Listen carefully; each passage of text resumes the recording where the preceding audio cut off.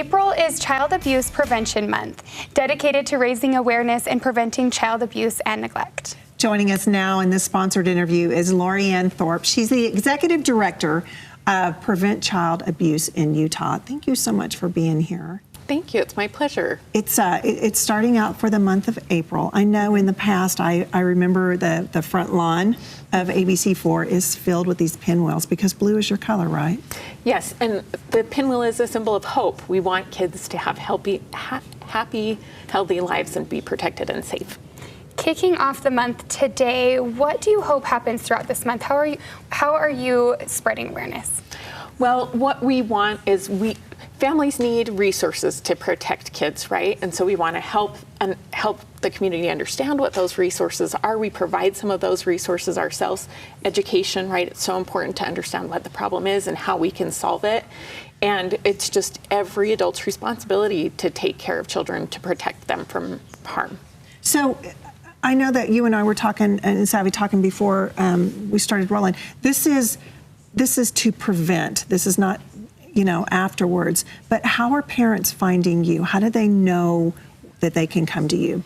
So we have several different programs that we run as an organization. We talk to kids in schools, we talk to community members, any group that would like to have us come and talk about how to protect kids and how to keep them safe and best practices. We're happy to do that. And then we also do a program that's called Home Visiting, where we go into families' homes and work one-on-one with them to teach them how to have good interactions with their kids and just child development, best practices, that kind of thing. And we work with families over a long period of time, and it's really awesome. There are so many resources. What are people saying when you're working with them? What are the results? Well, when we work with families, we see a marked decrease in kids getting hurt, which is the main objective, but we also see an increase in so many protective things for families, like resilience and social connections and all kinds of things that families really need to thrive and be strong. Let's talk about the rates, the numbers here that you have for sexual abuse with children. 1 in 7 Utah children are sexually abused by the time they're 18. 91% of the time, it's through somebody they know. Yeah. How are you finding those people that need that help? Well, I mean, I think the point of the statistics is that it's just so much more common than we think. And so it's important for us to do everything we can ahead of time and to not think, oh, this would never happen to us, or it would never It's education. Like people I know would never do that. It's 91% of the time it is somebody that you know. And so if the child knows and trusts them, the parent probably does too. So these are things we need to really be careful about. Well, and while we're focusing on prevention, I think it's also important to keep your eye open for people around you. What are some of the warning signs and things that you just need to tune into to be able to help somebody who might be in need? Well, sometimes it's nothing. That's what's so difficult about when child abuse has happened, right?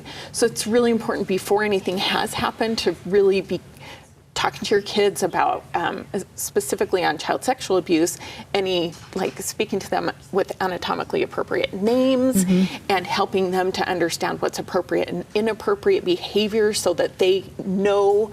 And ultimately, the thing that I think is most important is helping them to talk to someone that they trust, an adult, talk to an adult.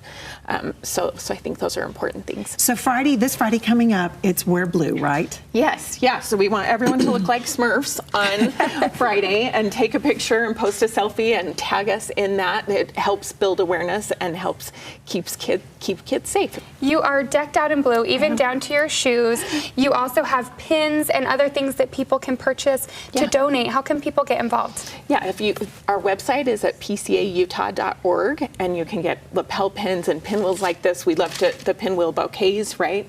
Or plant a little pinwheel garden in your front yard, or any way that you can think to support, or just make a donation.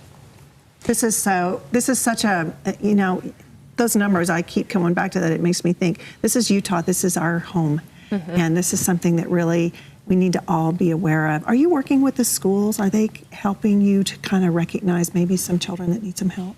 Yeah, we do presentations in schools to help kids understand, recognize, resist, and report abuse.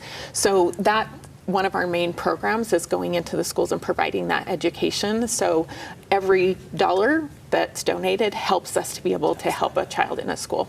That's wonderful. Lorianne, thank you so much for all that you're doing, and we will be wearing blue on Friday. Thank you. Of course, and thank you to the NAACP Salt Lake for sponsoring this segment.